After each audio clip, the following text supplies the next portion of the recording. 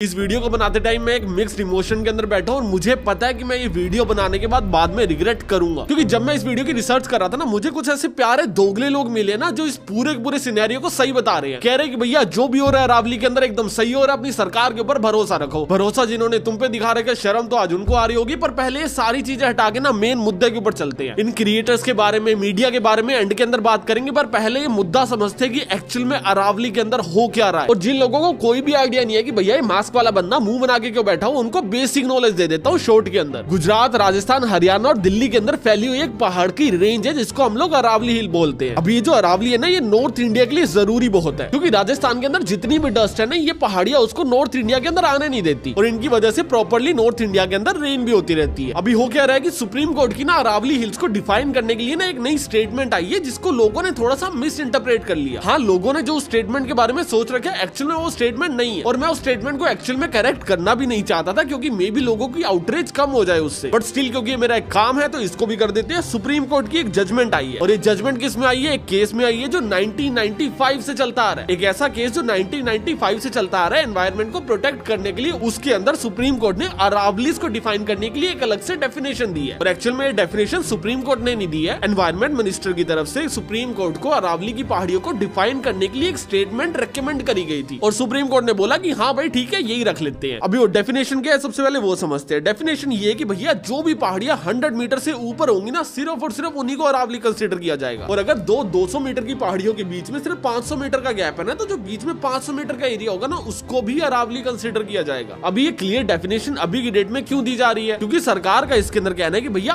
आज तक हम लोगों ने कभी भी अरावली क्या होती है एक्चुअल में उसकी क्लियर डेफिनेशन बनाई ही नहीं है। अरावली मोस्टली 4 स्टेट्स के अंदर है, हरियाणा के अंदर है, राजस्थान के अंदर है, गुजरात में और दिल्ली के अंदर है। और सभी स्टेट्स ने अपनी अपनी डेफिनेशन बना रखी थी कि भैया हम लोग ऐसे पहाड़ को अरावली बोलेंगे, हम लोग वैसे पहाड़ को अरावली बोलेंगे। सुप्रीम कोर्ट ने बोला कि भैया सबकी सेम जजमेंट बना दो जिससे माइनिंग को कंट्रोल किया जा सके, और यही इसका एजेंडा भी था। एंड ये एजेंडा पूरा होता हुआ दिख भी रहा है, क्योंकि अगर आप लोग सिर्फ और सिर्फ 100 मीटर से ऊपर की पहाड़ियों को अरावली बोलोगे तो 90% जो पहाड़ है वो अरावली के अंदर कंसीडर ही नहीं होंगे, जिससे आप लोग उसके अंदर खुले में माइनिंग कर पाओगे और इलीगल माइनिंग रुक जाएगी। क्योंकि अभी जहाँ पे इलीगल माइनिंग हो रही है उसको आप लोग माइनिंग करने के लिए लीगल कर दोगे। एंड जो भी क्रिएटर सरकार का पैसा लेके सोशल मीडिया के ऊपर आके बोल रहे कि नहीं नहीं तू तो गलत समझ रहा है, तेरे को समझ नहीं आया एक्चुअल में स्टेटमेंट क्या है। एक काम करते हैं, आप लोग मेरे चैनल के ऊपर आ जाओ, 2 3 4 5 झुंड बना के आ जाओ, मुझे चलेगा। एक ओपन लाइव डिबेट करते हैं फैक्चुअल डेटा के ऊपर, उसके बाद देखते हैं कि आपके दिए हुए पैसे सच बोल रहे हैं या फिर मेरी जुबान। बट ठीक है, आपके फैक्ट्स को मैं एंड के अंदर डिनाई करूंगा, पर पहले दोबारा इसके ऊपर आते हैं। काफी क्रिएटर्स ये वीडियोस के अंदर बोलते दिख जाएंगे कि भैया आज से पहले कभी भी अरावलीज को डिफाइन ही नहीं किया गया। एंड ये स्टेटमेंट भी अपने आप के अंदर एक झूठ है, क्योंकि 2002 के अकॉर्डिंग अरावली के अंदर माइनिंग करना बैन कर दिया था। और अरावली कौन सी थी? एक चेन ऑफ माउंटेन्स जो गुजरात से लेके दिल्ली तक स्प्रेडेड है। अभी वो पहाड़ कैसे स्प्रेड हो रहे हैं, किस रो में जा रहे हैं, इसको थोड़ा सा और एक्सप्लेन करने के लिए इन्होंने क्या किया, इन्होंने बोला कि भैया थोड़ी सी क्लियर डेफिनेशन दे दो। 2006 के अंदर राजस्थान ने अपनी खुद की डेफिनेशन बना ली कि भैया जो भी पहाड़ 100 मीटर से ऊपर होंगे उसको अरावली मान लेंगे, बाकियों को नहीं मानेंगे। और गुजरात के अंदर, दिल्ली के अंदर, हरियाणा के अंदर इधर कोई क्लियर डेफिनेशन अभी तक नहीं आई थी। देन 2010 के अंदर फॉरेस्ट सर्वे ऑफ इंडिया ने डिफाइन किया कि भैया जो भी पहाड़ 3 डिग्री या फिर उससे ज्यादा के स्लोप के अंदर है वो अरावली है। बस हम लोग स्लोप देखेंगे, कोई भी जमीन से ऊपर चीज उठी हुई है 3 डिग्री या उससे ज्यादा टिल्टेड है तो भैया वो अरावली है। देन 2024 के अंदर इसको एक अलग से डेफिनेशन दी गई, और अलग से डेफिनेशन पता है क्या दी गई? कोई भी पहाड़ जिसकी हाइट 30 मीटर या फिर उससे ज्यादा है, प्लस में एक और कंडीशन है कि भैया वो जो पहाड़ है वो 4.75 डिग्री स्लोप्ड होना चाहिए। अगर ये दोनों कंडीशन फुलफिल हो रही है तो उसका मतलब वो अरावली है, अगर नहीं हो रही है तो भैया वो अरावली है ही नहीं, जिसका मतलब आप लोग वहां पे जाके माइनिंग कर सकते हो। ये एक हाफ इंफॉर्मेशन है जिसको हम लोग थोड़ी सी देर के अंदर पूरा करते हैं। बट अगर हम लोग वो वाली स्टेटमेंट भी मान लेते तब भी 40% ऐसे पहाड़ थे जिनको अरावली कंसीडर किया जा रहा था। बट अभी एक नई कंडीशन आई है कि भैया 30 मीटर को छोड़ देते हैं, 100 मीटर या फिर उससे ऊपर वाली जो पहाड़ी है ना, सिर्फ और सिर्फ वही अरावली। और ये स्टेटमेंट क्यों लाई गई है? क्योंकि पहाड़ों को बचाया जा सके, अरावली के पहाड़ सेव कर सके। और एक्चुअल में इससे ये होगा भी, क्योंकि जो कटेंगे वो अरावली होगा ही नहीं, क्योंकि हमने नाम ही बदल दिया। सेम वही बात होगी, आपके ना 10 बच्चे, 5 बच्चे ऐसे जिनकी एज 20 साल से ऊपर और 5 बच्चे ऐसे जिनकी एज 20 साल से नीचे। हमने आपको बोला कि भैया हम लोग आपके सारे बच्चों को फ्री खाना देंगे। आपने बोला ठीक है भैया, 10 बच्चे है, 10 के 10 बच्चों को फ्री खाना मिलेगा। फिर हमने बोला कि भैया हम बच्चा उसी को कंसीडर करेंगे जिसकी एज 20 साल से ज्यादा है। जो 20 साल से कम है वो इंसान थोड़ी है, वो रोटी थोड़ी खाएगा। तो अभी हम लोग आपके 5 बच्चों को खाना फ्री में दे रहे और बोल रहे कि भैया आपका पूरा परिवार खा रहा है खाना। अगर ये वाली बात इलॉजिकल लगी तो ये पहाड़ों वाली बात भी सेम ही इलॉजिकल है। बट फिर हमारे एनवायरमेंट मिनिस्टर आगे बोलते हैं कि भैया हम लोग माइनिंग करने ही नहीं देंगे। ये पूरा का पूरा जो तामझाम किया गया है सिर्फ और सिर्फ अरावली को बचाने के लिए किया गया। और जो पहाड़ियां अरावली के अंडर कंसीडर नहीं भी होंगी, हम लोग उसके अंदर माइनिंग अलाउड नहीं कर रहे हैं। दिल्ली में माइनिंग नहीं होने वाली है, एंड ये बात भी फैक्चुअल है। उनको आज की डेट में भी ग्रीन जोन डिक्लेयर कर रखे और वहां पे माइनिंग इलीगल कर रखी है। बट प्रॉब्लमेटिक ये चीज नहीं है कि भैया वो ग्रीन जोन है या फिर रेड जोन है। प्रॉब्लमेटिक ये चीज है कि भैया कल को वहां पे माइनिंग लीगल हो सकती है। अगर ये रूल हटने से पहले सरकार चाहती कि भैया एक काम करो, ये जो पहाड़ी एरिया है ना इसके ऊपर माइनिंग कर दो, तो सरकार ये डिसीजन दे ही नहीं पाती, क्योंकि सरकार के पास ये अथॉरिटी ही नहीं है। सरकार के पास ये पावर नहीं है कि वो पहाड़ों को खुदवा सके। इससे क्या होगा कि भैया जो भी 100 मीटर से नीचे की पहाड़ी है ना उसको खुदवाने की पावर सरकार के पास आ गई है। अभी कौन सा एरिया प्रोटेक्शन के अंदर आ रहा है, कौन सा फॉरेस्ट में आ रहा है, कौन सा ग्रीन जोन में आ रहा है, सारी चीजें डिक्लेयर करने की पावर गवर्नमेंट के पास है। और इस जजमेंट के बाद सारी की सारी जो पावर है वो गवर्नमेंट के पास ट्रांसफर हो जाती है। एंड मैं मान लेता हूं कि भैया आज की डेट में माइनिंग शुरू नहीं होगी, क्योंकि सोशल मीडिया के ऊपर बहुत आउटरीच है। पर कल क्या होगा, परसों क्या होगा, उसके बाद क्या होगा, हम रोज सुबह उठ के एक एक पहाड़ी गिनते थोड़ी बैठेंगे। और अगर आप लोगों को एक्चुअल में अरावली को प्रोटेक्ट करना ही था तो ऐसी डेफिनेशन दो ना जिसमें सारी अरावली प्रोटेक्ट हो जाए। आपने दे दिया कि भैया 100 मीटर से ऊपर की अरावली है, उससे नीचे की अरावली नहीं है, पर हम लोग उसको ग्रीन जोन डाल देंगे, फॉरेस्ट जोन डाल देंगे, उसको अरावली के अंदर ही डाल दो। ये ग्रीन फॉरेस्ट ऐसे जोन बनाने की जरूरत ही नहीं पड़ेगी। डेफिनेशन लाओ कि भैया 10 मीटर या उससे ऊपर वाली सारी पहाड़ियां अरावली है। अब कोई खोद के दिखाए कोई भी अरावली को। इतना इलॉजिकल आर्ग्यूमेंट है ना कि भैया हम लोग प्रोटेक्ट करने के लिए लिमिट को बढ़ा रहे हैं, घटा नहीं रहे हैं, बढ़ा रहे हैं। आप लोग लिमिट बढ़ा नहीं रहे हो, आप लोग जनता का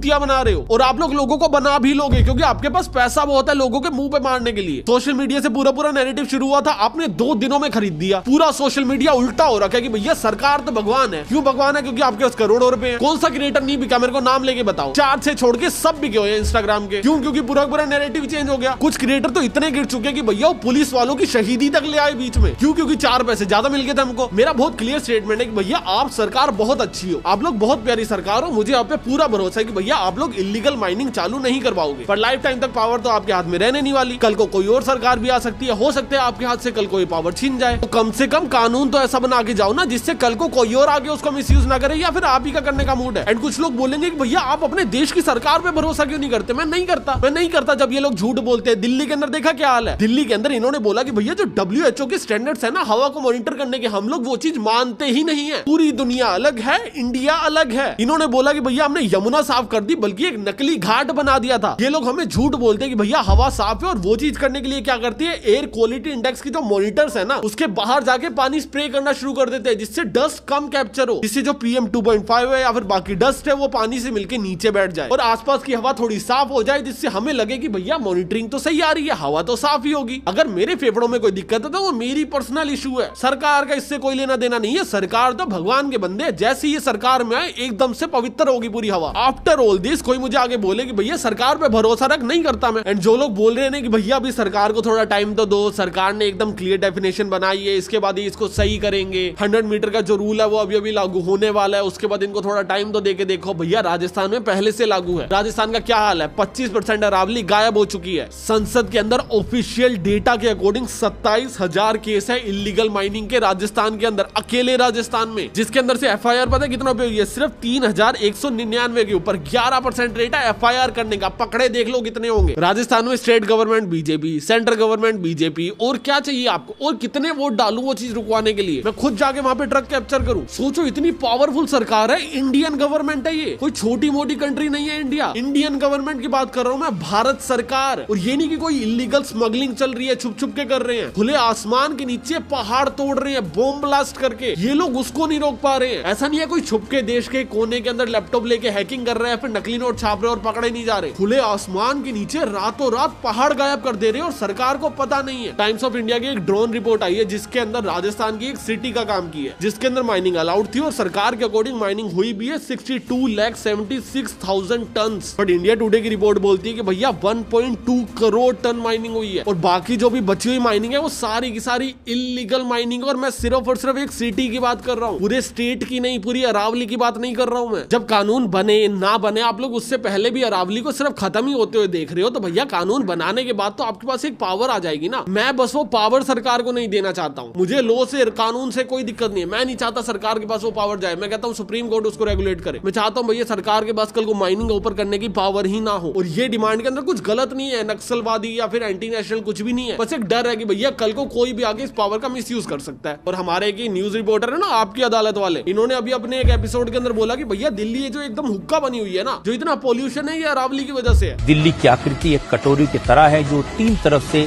अरावली की पहाड़ियों से घिरी है, इसीलिए प्रदूषित हवा दिल्ली में कैद हो जाती है। एंड मैं ना फैक्चुअल डेटा से डिनाई नहीं कर पाऊंगा चाहे कुछ भी हो जाए। एक्चुअल में अरावली की वजह से दिल्ली हुक्का बनी हुई है, क्योंकि जब अरावली हट जाएगी तो दिल्ली हुक्का भी बनी रहेगी, साथ साथ में डस्ट स्टॉर्म भी आ जाएंगे, साथ साथ में पानी की कमी भी हो जाएगी। तो अभी जो सिर्फ एयर पोल्यूशन है वो अरावली की ही गलती है, क्योंकि बाद में पानी की भी कमी होगी अगर अरावली हट गई और रेत भी बढ़ जाएगी। अभी आगे बढ़ने से पहले ना तुम लोग मेरी एक चीज समझो कि मैं ना कभी भी किसी भी क्रिएटर का ना पब्लिकली नाम लेना नहीं चाहता हूँ। और मैं पब्लिकली नाम इसलिए नहीं लेना चाहता हूँ क्योंकि ये प्रफुल्ल जैसे जो लोग हैं ना, मैं इनसे इवेंट्स में मिलता हूँ, मैं मिला हूँ इस बंदे से 1-2 इवेंट्स के अंदर, और मैं बहुत सोच रहा था कि भैया ऐसे पब्लिकली किसी को कॉल आउट करना, उसको बताना कि भैया ये तो गलत चीज कर रहा है, जिससे लोगों का भला हो सके। क्योंकि अभी की डेट में एक्चुअल में काफी लोग ग्राउंड के ऊपर काम कर रहे हैं, काफी लोग ऐसे हैं जो इन्वायरमेंट को प्रोटेक्ट करने के लिए धरने दे रहे हैं, झंडे लेके निकले हुए हैं। मैं उनके एफर्ट्स के ऊपर किसी भी आदमी को पानी डालते ही नहीं देख सकता ना। तो ऐसे लोगों को कॉल आउट करना मेरे लिए एक बहुत नेगेटिव फैक्टर है। एक तो कॉल आउट करते टाइम मैं लाखों रुपए की डील को लात मारता हूँ। जो एजेंसी मेरे पास डील लेके आई थी और बाकी एजेंसीज भी जो इस वीडियो को देखेगी, वो लोग कल को मुझे पेड पार्टनरशिप ऑफर करनी बंद कर देंगे। उनको लगेगा भैया इसको बोलेंगे तो भैया कल को पब्लिक ना कर दे। और तीसरा, जब मैं ऐसे क्रिएटर से किसी भी इवेंट के अंदर मिलूंगा तो मुझे लग रहा था यार मुझे कितनी शर्म आएगी ना, क्योंकि मैंने इनके ऊपर वीडियो बना रखी है। But then lately I realise कि भाई शर्म मुझे थोड़ी आएगी, इनको आएगी। गलत काम मैं थोड़ी करके बैठा हूँ, गलत काम तो ये लोग करके बैठे हैं ना। एंड ऑनेस्टली स्पीकिंग कि भैया मेरे पास पेड पार्टनरशिप आई, मैंने उसको रिजेक्ट कर लिया and I really don't care कि भैया कौन क्या कर रहा है। और हाँ, प्रफुल्ल के अलावा ये सारे क्रिएटर्स ने वीडियो बनाई है, पर मैं प्रफुल्ल को क्यों टारगेट कर रहा हूँ? मेरी क्या कोई उससे पर्सनल दुश्मनी है? And the answer is no. The problem is कि भैया इस बंदे ने सबसे घटिया वीडियो बनाई है और सबसे ज्यादा नंबर ऑफ व्यूज लिए। ये पूरा का पूरा जो भी ऑफलाइन प्रोटेस्ट चल रहा है ये सिर्फ और सिर्फ सोशल मीडिया पावर की वजह से ही चल रहा है। सोशल मीडिया से लोगों को पता चला कि भैया अरावली कट रही है, कट सकती है, या फिर जो भी जजमेंट आई है, या फिर सो ऑन थिंग, उसकी वजह से लोग एक जगह इकट्ठे हुए और पावर उठा रहे हैं, अपनी बात उठा रहे हैं। सोशल मीडिया पे तुम ये नैरेटिव बना दोगे कि भैया जो भी हो रहा है सही हो रहा है, तो ये सारी आवाजें दब जाएंगी। लोगों को लगेगा यार हमें किसी ने मिसलीड कर दिया और उसके बाद हम लोग सड़क पे आ गए, कितनी गलत चीज हुई है हमारे साथ। एंड पीआर कैंपेन सारे करते हैं भाई, बस जितना घटिया इस आदमी ने किया ना उतना ज्यादा घटिया नहीं करते हैं। लाइव इस बंदे की वीडियो के ऊपर अभी रिएक्ट करता हूँ। प्रफुल्ल ने मुझे इंस्टाग्राम स्टोरी के ऊपर रिप्लाई दिया और उसका कहना है कि मैं उसको बिलो द बेल्ट हिट कर रहा हूँ, मेरी बातों में कोई फैक्ट्स नहीं है और मैं बातें तोड़ मरोड़ के दिखा रहा हूँ। मैंने फैक्ट्स लगा के एक वीडियो डाला था, उसके बाद कुछ लोग मेरे को डिमीन कर रहे हैं, बिलो द बेल्ट हिट कर रहे हैं। प्रफुल्ल का कहना है कि उसने एक 3 मिनट की वीडियो बनाई थी जिसके अंदर कोई भी फैक्चुअल एरर हो ही नहीं सकते, और अगर है तो उसको दिखाया जाए। मुझे डिमीन करने के लिए वीडियो बनाया तो उसमें मेरा पार्ट तो 1 मिनट का रखेगा, अपना 2 मिनट का रखेगा,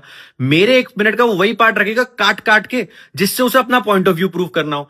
मेरे को फैक्चुअली गलत प्रूफ करने के लिए उसे मेरी पूरी वीडियो दिखानी पड़ेगी, वो दिखाएगा तो फैक्चुअली गलत प्रूफ कर ही नहीं पाएगा। और वीडियो को काट के ना दिखाया जाए, 3 मिनट की पूरी वीडियो को दिखाया जाए। तो चलो एक काम करते हैं, 3 मिनट की पूरी वीडियो को दिखाते हैं और उसके अंदर फैक्चुअल एरर दिखाते हैं। एंड क्योंकि मैं आपकी इतनी बात रख रहा हूँ, 3 मिनट की वीडियो शॉर्ट्स में कवर कर रहा हूँ, तो छोटा सा काम आप भी कर देना जनाब। जब अगला रिप्लाई दो ना तो ये बता देना कि ये जो वीडियो बनाई थी इसके लिए पैसे मिले थे या फिर नहीं मिले थे, बस हाँ या ना कर देना। और अगर मिले थे और किसी ने दिए थे तो क्यों दिए थे? क्या आपकी बाकी वीडियोस के लिए भी दिए जाते या फिर स्पेसिफिकली इसी वीडियो के लिए दिए गए? और अगर दिए गए थे तो क्यों दिए गए थे, एक बार थोड़ा सा क्लियर कर देना जनाब। अभी आपकी पूरी वीडियो को फैक्ट वाइज देख लेते हैं। हाफ नॉलेज होना नॉलेज ना होने से ज्यादा डेंजरस होता है। अरावली के केस ने यह प्रूव कर दिया है। इतनी आवाजें उठी कि अरावलीज खत्म हो जाएंगी, माउंटेन्स खत्म हो जाएंगे, पोल्यूशन बढ़ जाएगा, ग्राउंड वाटर खत्म हो जाएगा, और रियलिटी क्या सामने आई? सुप्रीम कोर्ट ये इसलिए कर रहा था जैसे कि अरावलीज को बचाया जा सके। स्टैट से बताता हूं, पैरों के नीचे से जमीन खिसक जाएगी। 1975 से लेकर 2019 तक 8% ऑफ अरावलीज ऑलरेडी खत्म हो चुके थे बिकॉज ऑफ इलीगल माइनिंग। 2059 तक 22% ऑफ अरावलीज खत्म हो जाते हैं। जो 2018 में सुप्रीम कोर्ट ने कमिटी बनाई थी, उन्होंने अपनी रिपोर्ट में बोला था कि 1/4 ऑफ अरावलीज पिछले 50, 60, 70 साल में खत्म हो चुके हैं। अब तो हम लोग एक काम करते हैं, 90% अरावलीज के ऊपर से अरावली का टैग ही हटा देते हैं, जिससे कल को अगर इलीगल माइनिंग हो भी रही होगी तो हम बोलेंगे कहीं और हो रही है, अरावली के अंदर थोड़ी हो रही है, वो अरावली थोड़ी, वो तो पत्थर है। इन सबको बचाने के लिए सबसे पहले डिफाइन करना पड़ेगा कि अरावलीज क्या है, और यही सारे फेक नरेटिव, प्रोपेगेंडा स्प्रेड हुआ।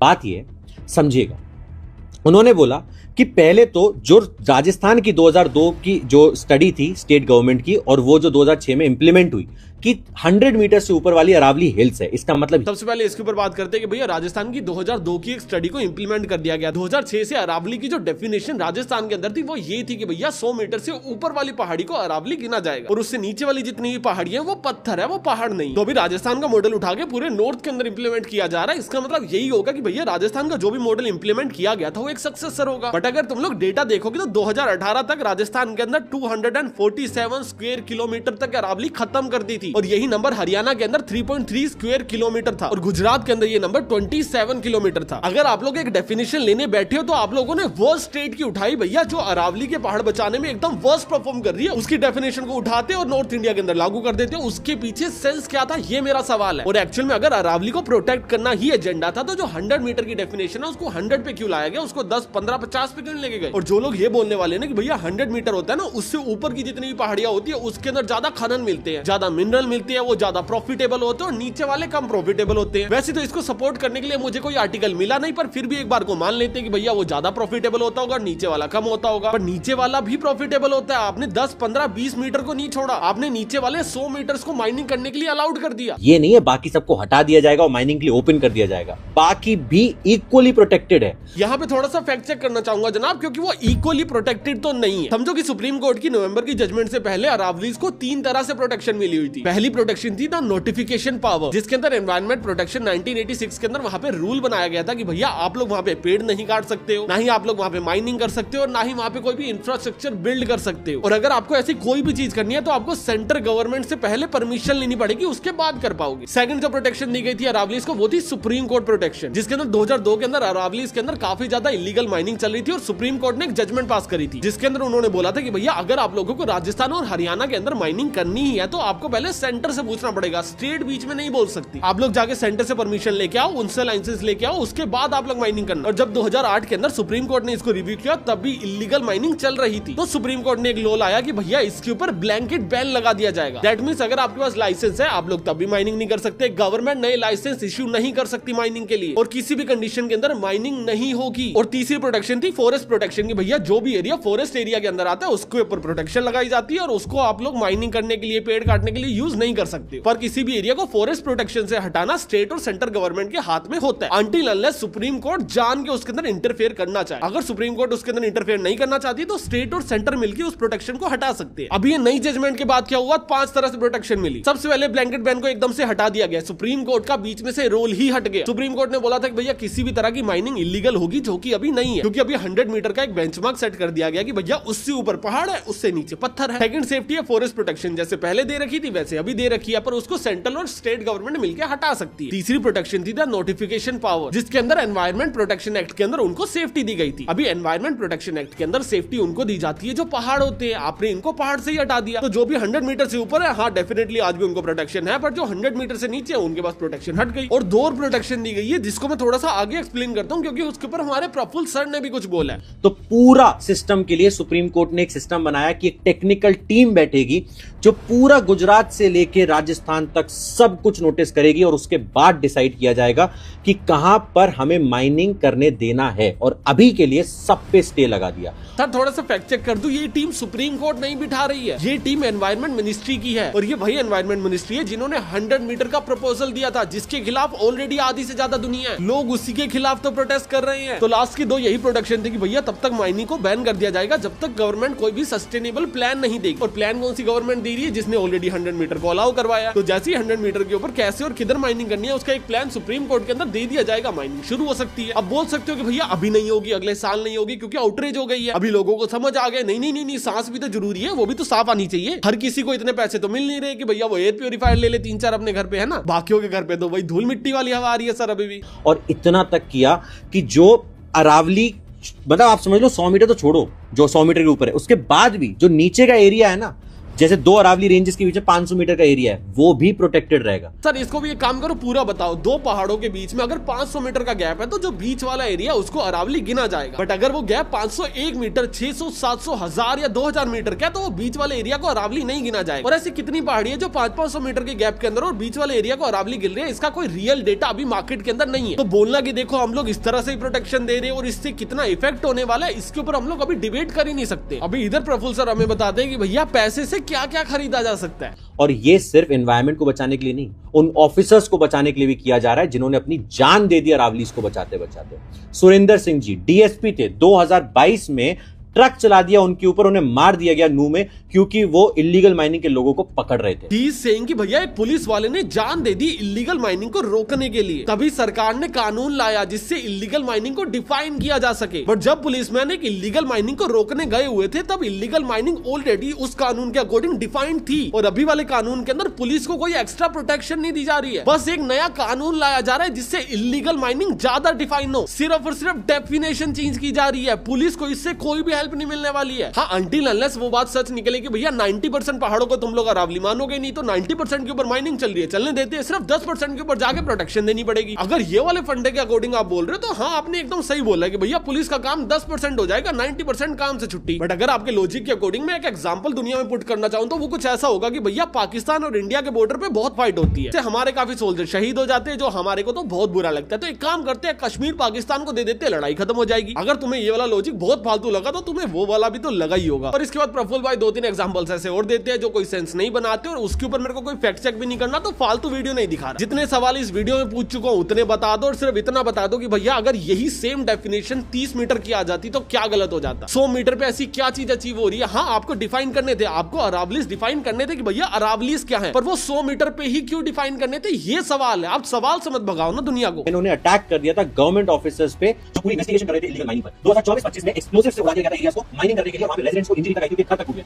इन सब को चेंज करने के लिए, इन सारी चीजों को रोकने के लिए एक क्लियर डेफिनेशन बनाई जा रही थी, जैसे गुजरात से। नाउ ही इज सेइंग कि भैया सारी चीजों को रोकने के लिए क्लियर डेफिनेशन बनाई जा रही थी जिससे इनको रोका जा सके। अगर इनको रोकने के लिए डेफिनेशन बनाई जा रही है, दैट मींस आप लोग इन चीजों को अभी इलीगल डिक्लेयर कर रहे हो। बट आपके अकॉर्डिंग जो भी पहले हुआ वो ऑलरेडी इलीगल था, तो मतलब वो ऑलरेडी डिक्लेयर था। तो अभी आपने क्या किया, अभी आपने लिमिट्स को पुश कर दिया। जो पहले 30 मीटर थी वो अभी 100 मीटर हो गई, तो कल को अगर 30 मीटर, 40 मीटर, 50 मीटर टूटेगा तो वो इलीगल नहीं होगा, क्योंकि वो अरावली नहीं है। And that is the main problem, वो अरावली नहीं बचेगा। कल को आप आगे बोलोगे अरावली सेफ है, यस, क्योंकि अरावली है ही नहीं वो जो अब तोड़ रहे हो, आपने नाम बदल दिया। सेम वही एग्जांपल कि भैया 10 बच्चे हैं, 10 का नाम राहुल है, आपने क्या किया, 7 बच्चों को बोला आज से तेरा नाम श्याम है, और पब्लिकली जाके बोल रहे हो सारे राहुल सेफ है। अरे 7 बच्चों का नाम बदल दिया आपने, और आप ये नहीं कह रहे 10 बच्चे सेफ रहेंगे, आप कह रहे हो सारे के सारे राहुल सेफ रहेंगे। यही प्रॉब्लम है सबसे बड़ी, और सभी ने इसके ऊपर वीडियो बनाई है, मुझे उससे कोई ज्यादा दिक्कत नहीं है। पर आप ये पुलिस वाले का केस क्यों लेके आए बीच में, क्यों इमोशनल एंगल डाल रहे हो? भाई वो किसी का पति या बाप होगा, तेरी तो बस एक पेड पार्टनरशिप है। आफ्टर ऑल दिस मेरे पास इस चीज को टैकल करने के सिर्फ और सिर्फ 2 तरीके हैं। पहला कि भैया पैसे लो, चुपचाप बैठ जाओ एंड नथिंग हैपेंड। सेकंड कि भैया इस चीज के खिलाफ आओ, आप लोगों को बताओ कि भैया एक्चुअल में चल क्या रहा है, और उसके बाद चुपचाप हाथ में हाथ रख के बैठ जाओ। और मैं दोनों तरीके नहीं अपना रहा, मैं जा रहा हूँ तीसरे तरीके के ऊपर, वो है एंटी गवर्नमेंट। मेरा एक बहुत सिंपल सा फॉर्मूला है कि भैया मार्केट में पैसे बांटे जा रहे हैं, कौन बांट रहा है? सुप्रीम कोर्ट दे रही है, गवर्नमेंट दे रही है, या वो माइनर्स दे रही है? किसी का फायदा है तभी एक क्रिएटर को 5-5, 6-6 लाख रुपए मिल रहे हैं ना। किसका फायदा हो रहा है यहाँ पे? किसके फायदे के लिए सोशल मीडिया पे नैरेटिव बदला जा रहा है? कैसे 2 दिनों के अंदर अंदर 30-40 क्रिएटर ने अरावली के सपोर्ट में वीडियो बना दी। और अभी प्रॉब्लम पता क्या है, मैं भी ना बाय प्रोफेशन एक मार्केटर ही हूँ, मुझे सब समझ आती है कि भैया क्या चीज मार्केटिंग है, सारे के सारे कैंपेन्स आ जाते हैं, कोई कंपनी मुझे अप्रोच करे ना करे, मुझे पता होता है मार्केट में क्या चल रहा है। और अगर नैरेटिव चेंज करना है तो भैया हमें भी आता है, और अगर तुम लोग मेरे साथ हो ना तो इस नैरेटिव को चेंज करते हैं। I am gonna create a video for Instagram, क्योंकि वहां पे ज्यादा रीच आती है, क्योंकि शॉर्ट्स पे ज्यादा व्यूज आते हैं, जिसके अंदर मैं पब्लिक को अवेयर करूंगा कि भैया सारे के सारे क्रिएटर्स पेड मार्केटिंग कर रहे हैं। एक्चुअल में अरावलीज अभी भी खतरे में हो सकती है इसलिए क्योंकि कल को मेरे को गवर्नमेंट आके ये ना बोलते कि भैया ये एंटी नेशनल है। एंड आप लोगों को सोशल मीडिया क्रिएटर्स के बारे में नहीं सुनना चाहिए, और आपको खुद से स्टडी करनी चाहिए। एंड गवर्नमेंट ने इलीगल होने के बाद भी काफी सारी माइनिंग्स को नहीं रोक पाई और नाकामयाब रही है इसके अंदर। मैं इसकी एक शॉर्ट वीडियो बनाऊंगा और उसको मीम पेजेस के ऊपर प्रमोट करवाऊंगा। अभी उसको प्रमोट करवाने के पैसे कहां से आएंगे भैया? मैं लाखों रुपए ऑलरेडी ब्रांड डील से मना कर चुका हूं, फ्यूचर प्रमोशंस के लिए मैं ना बोल चुका हूं, तो मैं मेरी जेब से ज्यादा खर्चा नहीं कर सकता। ये वीडियो जितना पैसा जनरेट करेगी, मैं सारा का सारा पैसा विद स्क्रीनशॉट 1 हफ्ते बाद डिस्क्रिप्शन के अंदर पिन करके लगा दूंगा। अभी ये वीडियो जनरेट करे 200 रुपए, ये वीडियो जनरेट करे 2 करोड़ रुपए, सारा का सारा पैसा सिंगल पैसा जाएगा अपनी प्रमोशन के अंदर, जिसका पूरा का पूरा एजेंडा ये होगा कि भैया अगेन सोशल मीडिया के नैरेटिव को बदल दिया जाए। एंड मैं मीम मार्केटिंग इसलिए यूज कर रहा हूं क्योंकि कॉस्ट ऑफ व्यूज काफी कम होती है उसके अंदर, जिससे हम लोग कम कॉस्ट के अंदर ज्यादा इस वीडियोस को फैला पाएंगे और नैरेटिव को फैला पाएंगे। और अगर तुम लोग भी इसके अंदर सपोर्ट करना चाहते हो तो तुम्हारे पास भी 2 तरीके हैं। पहला, इस वीडियो के नीचे थैंक्स का ऑप्शन आ रहा होगा, उसके अंदर तुम लोग कितने भी पैसे मुझे भेज सकते हो। जितने ही पैसे तुम लोग मुझे इस वीडियो के ऊपर भेजोगे वो मेरे एडसेंस रेवेन्यू के अंदर रिफ्लेक्ट होंगे। 1 हफ्ते बाद मैं उस पूरे रेवेन्यू का स्क्रीनशॉट लूंगा और तुम्हें दिखाऊंगा कि एक पैसा पीआर मार्केटिंग के अंदर स्पेंड हुआ है विद बिल। बट तुम में से काफी लोग ऐसे होंगे जिनके पास पैसा नहीं होगा, दिल भी लाइक कि भैया हम प्रमोट नहीं कर सकते, हम पे नहीं कर सकते, विच इज फाइन। तो आप लोग दूसरे क्रिएटर्स को टैग कर सकते हो कि भैया इसके ऊपर वीडियोस बनाओ, जो भी 4-5 बचे हुए क्रिएटर्स हैं उनको टैग करो। एंड ये वीडियो फ्री टू यूज है, इसकी क्लिप्स काटो, कहीं पे भी सर्कुलेट करो, आपको कोई कॉपीराइट नहीं आएगा। रीअपलोड मार दो, सोशल मीडिया पे काटो, कहीं मर्जी बेचाओ वीडियो, जीरो कॉपीराइट है इस वीडियो के ऊपर, बस इसको फैलाओ एंड स्पेशली उस वीडियो को काट के फैलाओ कि भैया सोशल मीडिया के ऊपर एक प्रोपेगेंडा चल रहा है। एंड ये मेरा बेस्ट है जो मैं कर सकता हूँ, मैं तुम्हारे बेस्ट की वेट करूंगा। अगर तुम लोग पे करना चाहो, नीचे थैंक्स का बटन आ रहा होगा, उसके अंदर कोई भी अमाउंट सिलेक्ट करके आईफोन, एंड्रॉइड, पीसी, विंडो कहीं से भी जाके तुम लोग कर सकते हो। और अगर मैं तुम्हें इंस्टाग्राम स्क्रॉल करते हो किसी भी मीम पेज के ऊपर दिख जाऊं, दैट मींस हमारा ये कैंपेन काम कर रहा है। See you guys in the next video, तब तक के लिए